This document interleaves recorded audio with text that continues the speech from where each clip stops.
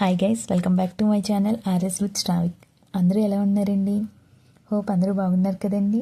నేను కూడా చాలా చాలా బాగున్నానండి. Let's get in to first Karthika Pournami vlog. మా గోదావరి జిల్లా సెట్ కార్తీక పౌర్ణమి ఎలా చేసుకుంటారో ఈ వ్లాగ్లో క్లియర్గా చూపిస్తాను. కొంచెం లేట్గా పోస్ట్ చేస్తున్నాను, కానీ మీ అందరికీ యూజ్ అవుతుందని అనిపించి కంప్లీట్ ప్రాసెస్ చూపించాలని షేర్ చేస్తున్నాను. అంతకన్నా ముందు ఈ కార్తీక పౌర్ణమి విశిష్టత గుర్తు చేసుకుని వ్లాగ్లోకి ఎంటర్ అయిపోదాం. మన సంస్కృతిలో దీపరూపంలో భగవంతుని ఆరాధించడం అనాదిగా వస్తుంది. చంద్రుడు మనసుకి ప్రతీక. పౌర్ణమి నాడు చంద్రుడు పూర్ణత్వం చేరుకున్నట్లే మనసు కూడా జ్ఞానపూర్ణం కావాలనేది ఈ కార్తీక పౌర్ణమి విశిష్టత. ఇంకా ఎర్లీ మార్నింగ్ 3:30కి అలా లేచి ఫ్రెష్ అయ్యి మా ఇంటి పక్కన పెద్ద కాలువ ఉంటుందండి. ఆ కాలువలో వాటర్ రాజమండ్రి గోదావరి నుంచి వస్తాయి. సో అందుకే అదే గోదావరిలో భావించి అక్కడే నదీ స్నానం చేసి చుక్కుండగానే దీపాలు వదిలేమండి ఆ కాలువలో. ఇంకా ఇంటికి వచ్చాక తులసికోట దగ్గర పూజ, ఇంట్లో పూజ చేసుకుని మల్కపురంలో ఉన్న శివాలయం దర్శనం చేసుకుని ఇంటికి వచ్చాము. ఆ రోజంతా ఉపవాసం. సో నేనైతే వాటర్ కూడా తాగకూడదంటండి, ఈవెన్ సెలవు కూడా మింగకూడదంట. ఇలా పెద్దవాళ్ళు చెప్పారు, ఆ రిచువల్ అలా ఫాలో అవుతున్నాం. మీకు బోర్ కట్టుకున్న మ్యూజిక్ యాడ్ చేస్తూ ఉంటాను. మధ్య మధ్యలో వాయిస్ ఓవర్ ఇస్తాను. వీడియోని స్కిప్ చేయకుండా చివరి వరకు చూడండి, అంతా క్లియర్.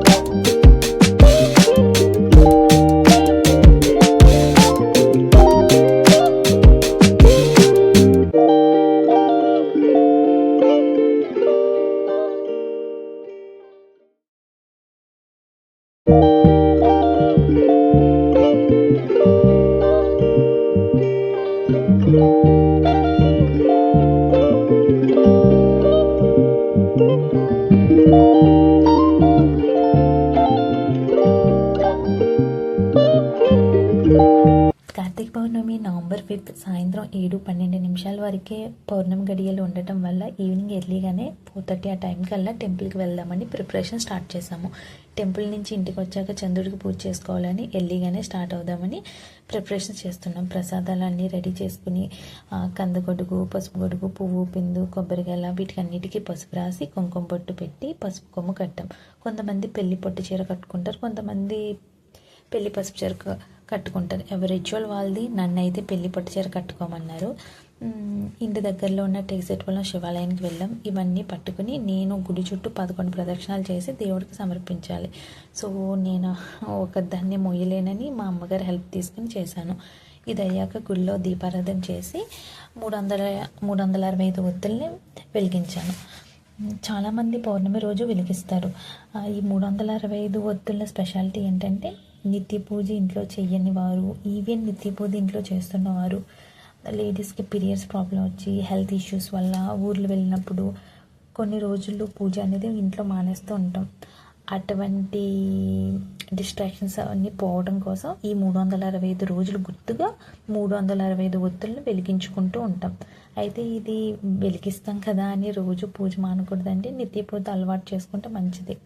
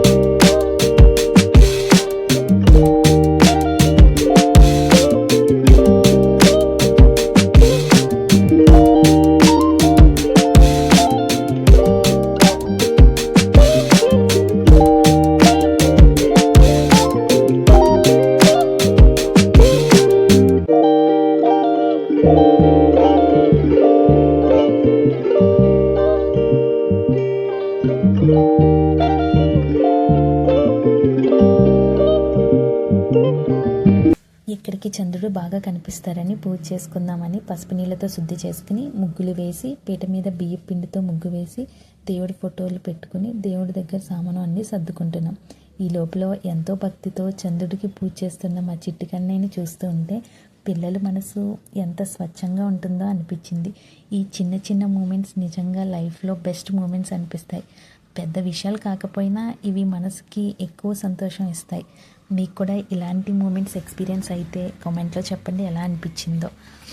ఇంకా మేము కూడా మెల్లగా చంద్రుడిని పూజ చేసుకుని ప్రసాదాలు సమర్పించాము. చంద్రుడికి ఎక్కువగా తెల్లని ప్రసాదాలు ఇష్టపడతారంట. అందుకే పాలు, పరమాన్నం వాటితో పాటు చేసుకున్న ప్రసాదాలు పెట్టాం. పూజ అయ్యాక ముగ్గురికి తాంబూలం ఇచ్చానండి. ఈ చిన్న చిన్న పూజలు మనసుకి చాలా కామ్గా ఫీల్ అవుతాం. ఈ చిన్న క్షణాలు నిజంగా చాలా స్పెషల్గా అనిపించాయి నాకు. ఇది నేను ఫస్ట్ టైం చేస్తున్న పూజ, అందుకే చాలా విషయాలు నేర్చుకున్నాను. మా అమ్మగారు చేసేటప్పుడు పౌర్ణమి పూజ కొంచెం హెల్ప్ చేయడం తప్ప అంతగా పట్టించుకోలేదు. ఇప్పుడు మాత్రం ప్రతి చిన్న విషయం అర్థం చేసుకుంటూ శ్రద్ధగా పూజ కంప్లీట్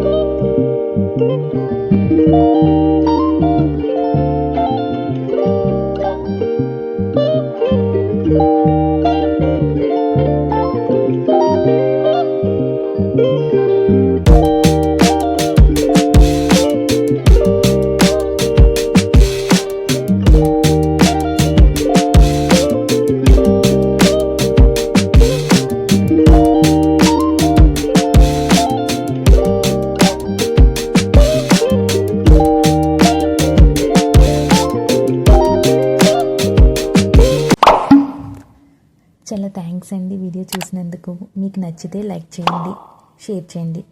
మన ఛానల్ ఆర్ఎస్ విత్ శ్రావిక్ ఫ్యామిలీలో జాయిన్ అవ్వడానికి సబ్స్క్రైబ్ చేసుకోండి. నెక్స్ట్ వ్లాగ్లో మళ్ళీ కలుద్దాం. Take care.